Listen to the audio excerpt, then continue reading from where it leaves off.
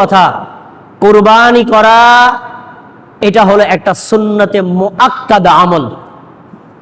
এই সুন্নতে মুআক্কাদা আমলটা আপনাকে করতে হবে ইসলামিক সিস্টেম অনুযায়ী, সামাজিক রীতি অনুযায়ী নয়। ইসলামিক সিস্টেম অনুযায়ী যদি আপনি আপনার কুরবানি করেন, আল্লাহ আপনার কুরবানি কবুল করবেন। সামাজিক রীতি অনুযায়ী যদি কুরবানি করেন, গোশত খেতে পারবেন, আল্লাহর পক্ষ থেকে নেকি থেকে বঞ্চিত হবেন। এখন ইসলামিক সিস্টেমটা কি? 1 নম্বর, আপনার অন্তরের নিয়তটাকে বিশুদ্ধ করা। এটা সবচেয়ে বড় গুরুত্বপূর্ণ। পশু কুরবানির আগে আপনার অন্তরকে কুরবানি করতে হবে। আপনি কুরবানি করছেন কেন, কোন কারণে, উদ্দেশ্যকে এর আগে ঠিক করেন। কেন, কোন কারণে, উদ্দেশ্যটাকে এর আগে ঠিক করবেন। এটার উত্তর হবে কি? একমাত্র আল্লাহর সন্তুষ্টির জন্য। সবাই কথাটা মুখ দিয়ে বলেন, কেন কোরবানি করবেন? একমাত্র আল্লাহর সন্তুষ্টির জন্য। এটা হলো মেইন কারণ। বাকি গোশত খাওয়া এটা অন্য বিষয়, মেইন এটা। হাদিস এবং আয়াতে এভাবে স্পষ্ট উল্লেখ করা আছে। আল্লাহ তাআলা বলেন, লা ইয়ানালাল্লাহু লুহুমুহা ওয়ালা দিমাউহা ওয়ালাকিন ইয়ানালুহুত তাকওয়া মিনকুম। তোমরা যে প্রাণীটা কোরবানি করলা, এই প্রাণীর গোশত আল্লাহর কাছে যায় না, এই প্রাণীর মাংস আল্লাহর কাছে যায় না, এই প্রাণীর রক্ত আল্লাহর কাছে যায় না, এই প্রাণীর চামড়া, শিং কোনো কিছুই আল্লাহর কাছে যায় না। চামড়া তোমরা ব্যবহার করো, গোশত তোমরাই খাও, রক্ত তোমরাই এটাকে ব্যবহার করো, আল্লাহ এটা নেয় না। আল্লাহ কি নেয়? ওয়ালাকিন ইয়ানালুহুত তাকওয়া মিনকুম। আল্লাহ শুধুমাত্র তোমাদের অন্তরের তাকওয়া নেয়। কি নেয়? তাকওয়া মানে আল্লাহর ভয়। আপনি কি আল্লাহর ভয়ে, আল্লাহর নেকির জন্য কোরবানি করেছেন? এইটাই আল্লাহ নিল। গোশত আপনি খাবেন। তাহলে আমরা কি পাওয়া গেলাম? কুরবানি করার আগে তাকওয়া অবলম্বন করতে হবে। আরেকটা উদাহরণ, আদম আলাইহিস সালামের 2 ছেলে হাবিল এবং কাবিল, দুইজনে কুরবানি করেছেন। হাবিলের কুরবানি কবুল হলো, কাবিলের কুরবানি কবুল হলো না। এই জন্য কাবিল হিংসা করে হাবিলকে বলছে, লা আকুতুলান্নাকা, আমি তোমাকে হত্যা করব, তোমার জন্য আমার কুরবানি কবুল হয়নি। তখন ওই যার কোরবানি কবুল হয়েছে, আল্লাহওয়ালা মানুষ, সে বলছে, ইন্নামা ইয়াতাকাব্বালুল্লাহু মিনাল মুত্তাকিন। ভাই তুমি আমাকে হত্যা করতে পারো, আমাকে হত্যা করলে তোমার প্রাণী কবুল হবে না, বরং আল্লাহ ওই ব্যক্তির কোরবানি কবুল করেন যে ব্যক্তি আল্লাহ তাআলাকে ভয় করে। তাহলে আল্লাহকে ভয় করে যে মুত্তাকি, যে তার কোরবানি আল্লাহ কবুল করেন। তাহলে আপনাকে মুত্তাকি হতে হবে। এবার কুরবানি করার আগে যেই টাকা দিয়ে, যে অর্থ দিয়ে আপনি কুরবানিটা করবেন, অবশ্যই টাকাটা হালাল হতে হবে। হারাম পন্থায় উপার্জিত সম্পদ দিয়ে কুরবানি করলে কুরবানি বাতিল হবে না। আপনাকে হালাল ইনকাম দিয়ে কুরবানি করতে হবে। কারণ লা তুকবালু সালাতুম বিগাইরি তুহুরিন ওয়ালা সাদাকাতুম মিন গুলুল।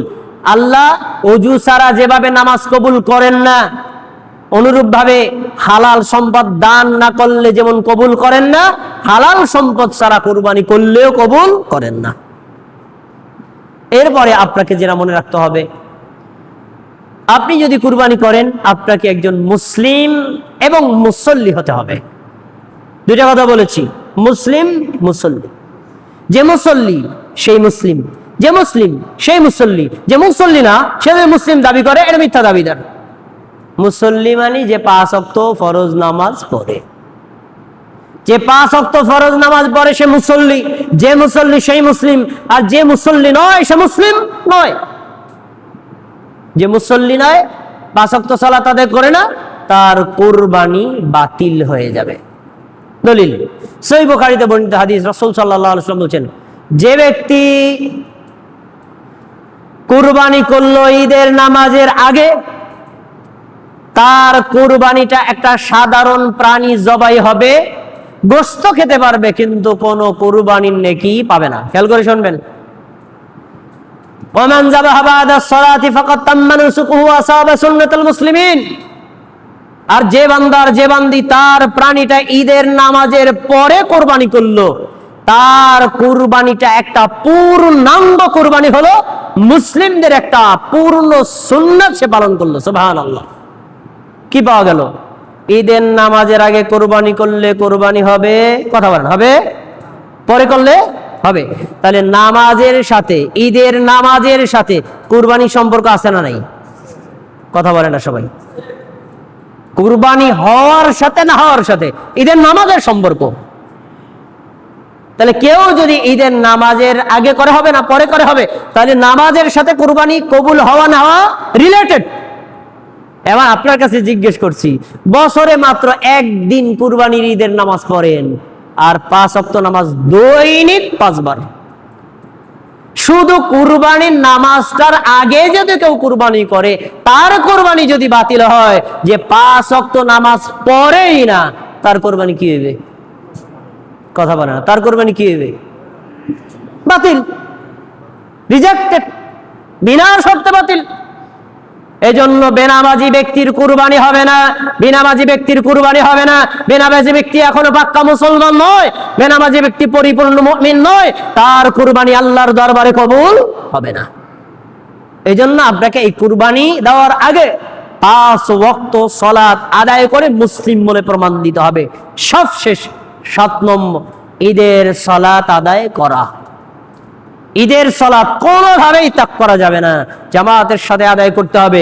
জামাতের সাথে পারেন নাই, একা একা হলেও ঈদের নামাজ আদায় করতে হবে। কারণ আল্লাহ কুরবানি করতে যেভাবে আদেশ করেছেন, ঈদের নামাজ পড়তেও আদেশ করেছেন। দেখেন সূরা কাউসার পড়েন, ইন্না আতাইনাকাল কাউসার ফাসাল্লি লিরাব্বিকা ওয়ানহার। নবী, আমি আপনাকে কাউসার দান করেছি, ফাসাল্লি, আপনি সালাত আদায় করুন, ওয়ানহার, এরপরে কুরবানি করুন। মানে আগে ঈদের নামাজ পড়ুন, তারপরে কুরবানি করুন। তাহলে কুরবানি করতে আদেশ করেছেন যেই আল্লাহ, ঈদের নামাজ পড়তে বলছেন কোন আল্লাহ? ওই আল্লাহ। তা আপনি কুরবানি করবেন, ঈদের নামাজ পড়বেন না, আপনার কুরবানি আল্লাহর দরবারে কবুল হবে না। 7টি আমলের কথা বলেছি, সব শেষে এক নজরে বলে যাচ্ছি, এই 7টা আমল আমরা সুন্নাত সম্মতভাবে করার চেষ্টা করব। 1 নম্বর, বেশি বেশি তাকবীর, তাওবা, ইস্তেগফার, দোয়া, জিকির আজকার এগুলো করব। 2 নম্বর, আমরা জিলহজ মাসের নতুন চাঁদ দেখার পর থেকে শুরু করে কুরবানি করার আগ পর্যন্ত নিজের শরীরের হাত, পায়ের নখ এবং শরীরের পশম কাটা থেকে বিরত থাকবো। 3 নম্বর, আরাফাত দিবসে সিয়াম রাখবো। 4 নম্বর, আরাফাত দিবসে আল্লাহর কাছে নিজের পাপের জন্য ক্ষমা চাইবো আর জাহান্নাম থেকে মুক্তি চাইবো। 6 নম্বর, যদি সক্ষম হই তাহলে হজ করব। 7 নম্বর, কুরবানি করব। এরপরে আমরা ঈদের নামাজ অবশ্যই আদায় করব। আল্লাহ রাব্বুল আলামিন এই 7টি আমল করার মাধ্যমে প্রত্যেককে জিহাদের সমতুল্য নেকি অর্জন করার তৌফিক দান করুন। আমিন।